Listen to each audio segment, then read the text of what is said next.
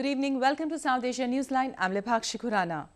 Here are the top stories we're tracking for you on Tuesday, the 2nd of February. 2 killed during clash between Pakistani police and national carriers employee. Bangladeshi court awards death penalty to 2 war crime convicts. An Indian Vice President meets Sultan of Brunei to boost bilateral ties. And now for all the details. At least 2 people have been killed and 5 others injured after Pakistani law enforcement personnel allegedly opened fire at employees of the Pakistan International Airlines or PIA. The employees were protesting near the Jinnah International Airport in Karachi against privatization of the national flag carrier.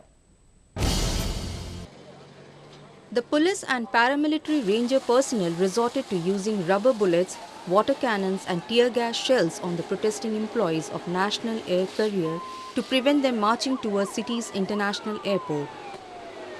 However, police have denied handling protesters violently and firing at the site of the clash. अभी हम search कर रहे हैं area को जो whole मिलेंगे अगर छोटे वेपन के तो जनरली आपको पता ही है कि लॉ एनफोर्समेंट एजेंसीज के पास छोटा नहीं हमारे पास बड़े वेपन्स होते हैं. Pakistani Prime Minister Nawaz Sharif on Monday had announced the Essential Services Maintenance Act of 1952 for 6 months to effectively prevent protesting members of the carrier from participating in any union activity. Any person found guilty of an offence under this act shall be punishable with imprisonment for a term which may extend to 1 year and shall also be liable to paying a fine. Even the Federal Minister for Information and Broadcasting, Pervez Rashid, had warned that any employee of Pakistan International Airline who goes on strike will face termination from service. But the employees of the ailing national carrier took on street to protest despite government's move to curb their rights to agitate. इन्होंने तमाम हरबे आजमा लिए. अभी आप गिरफ्तारी की बात कर रहे हैं. अब आखिरी हरबा इनका वो रह गया है. उसको भी आजमा के देख लें इंशाल्लाह. ये हम पीछे हटने वाले नहीं हैं. हम इंशाल्लाह आगे ही बढ़ेंगे. इससे आगे जब आगे जाएंगे पीछे नहीं जाएंगे. Pakistan is in need to privatize bleeding state companies in return to IMF bailout after the monetary organization in 2013 agreed to lend $6.7 billion to Pakistan over 3 years. Many feel privatizing the PIA is one of the measures towards this. Masood Azhar, the chief of banned militant outfit Jaish-e-Mohammad, has threatened to retaliate if Pakistan shuts down terrorist groups operating against India. In Jaish-e-Mohammad's purported online mouthpiece, Al-Qalam, Azhar has issued a veiled warning to Pakistan Prime Minister Nawaz Sharif for engaging in talks with his Indian counterpart Narendra Modi. Indian authorities have accused Azhar of plotting the deadly terror attack on Air Force Base in its northern city of Pathankot last month, killing 7 military personnel. Masood Azhar's reactions have come after Pakistani government had arrested Jaish-e-Mohammed activist and sealed its offices as part of a crackdown following evidences provided by the Indian authorities on outfit's involvement in the terror attack. A Bangladeshi court has awarded death penalty to 2 war convicts for crimes against humanity during the country's liberation war in 1971. Their execution is expected soon. The 3-judge panel in Dhaka has sentenced death penalty to Obaidul Haq Tahir and Ator Rahman Noni for their involvement in killing and kidnapping during the Bangladesh Liberation War. Both the convicts are said to be volunteers of a paramilitary force organized by the Pakistan Army during the Bangladesh Liberation War in 1971. According to the prosecutors, both convicts helped Pakistani soldiers attack a village in Netrokona district in which 7 people were killed. Tahir and Noni have also been awarded life imprisonment for their involvement in other 2 cases of killings and looting. The Sheikh Hasina government in Bangladesh of late has been prompt in the trial and prosecution of war crimes ever since it set up International Crime Tribunal in 2009. Bangladesh, which was earlier known as East Pakistan, emerged as independent country in 1971 after fighting a 9-month-long civil war. The Pakistan Army and its local collaborators and forces had unleashed large-scale violence during the period, resulting in the death of some 3 million people. Bangladesh authorities on Tuesday summoned Pakistan High Commissioner in Dhaka in protest of a brief disappearance of a Bangladeshi foreign mission official in Islamabad. Jahangir Hussain, personal officer of press section in Bangladesh High Commission in Islamabad, went missing for 7 hours on Monday before he returned home. The incident happened hours after a Pakistani official was arrested by police in Dhaka. The Pakistani staff member was carrying 3,500 Indian rupees and police were interrogating him to know if he was carrying the currency legally. Baloch people in Canada protested against the killing of Baloch separatist leader Dr. Manan Baloch. The pro-independent Balochistan leader was killed over the weekend by Pakistani security forces. Canadian Baloch took to streets to protest against the killing of its leader Manan Baloch.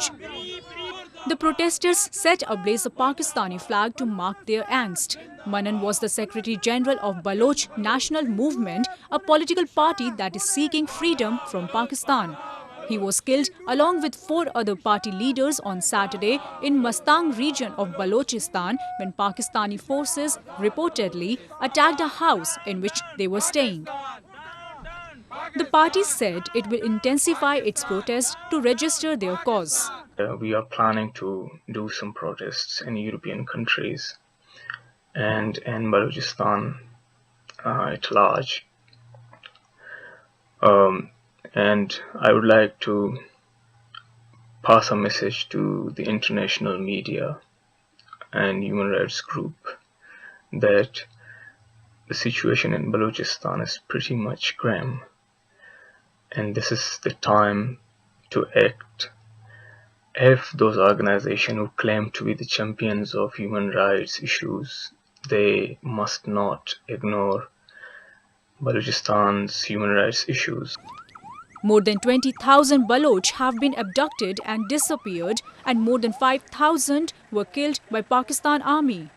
Baloch struggle against Pakistan started just after forced occupation by Pakistan Army in 1948. The current phase, which started in 2000, is the most effective and hence led to most brutal crackdown by Pakistan Army. It is perhaps a big loss for our party and for our nation. But Dr. Manan's killing will not stop us, will not discontinue our struggle for our freedom,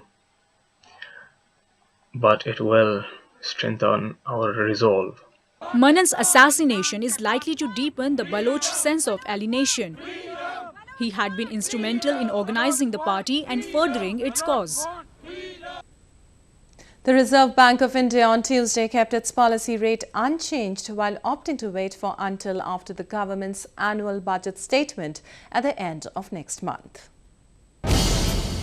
The Reserve Bank of India, or the RBI, kept its key policy rate unchanged at 6.75% in its 6th bi-monthly monetary policy review. It indicated that rates would continue to soften, prompted by benign inflation and weak economic and industrial growth.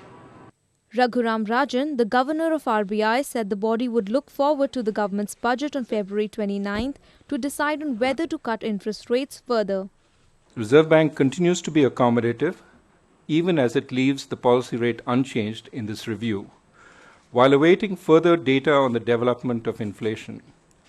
Structural reforms in the forthcoming union budget that boost growth while controlling spending will create more room for monetary policy to support growth. Analysts expect India's budget to slightly raise fiscal deficit targets to free up money for investment in infrastructure projects while keeping subsidies and other spending under control. The Federal Bank also said it will ease regulations to help startups raise foreign funding, simplify the process for outward remittances, and also allow innovative instruments like convertible notes as it works with the government to lighten regulations with respect to entrepreneurship in India. Indian Vice President Hamid Ansari is in Brunei to strengthen diplomatic ties. He is scheduled to hold talks on issues of bilateral interest during his stay. Vice President Hamid Ansari met with Sultan of Brunei, Haji Hassan Al Bolkiah Muizzuddin Wadola in the capital city Bandar Seri Begawan.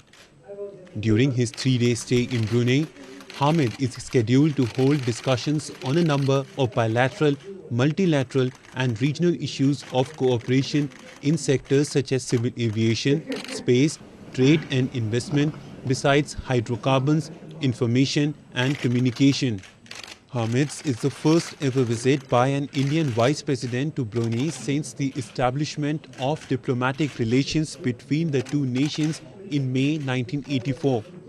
India and Brunei maintain cordial relations and enjoy mutual respect and understanding on various bilateral and multilateral issues.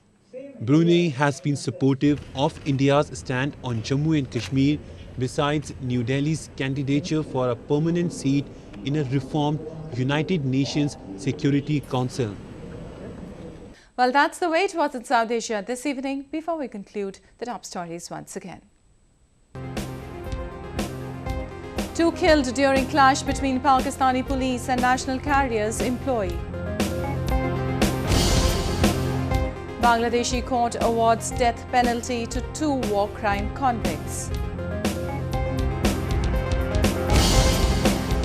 An Indian Vice President meets Sultan of Brunei to boost bilateral ties.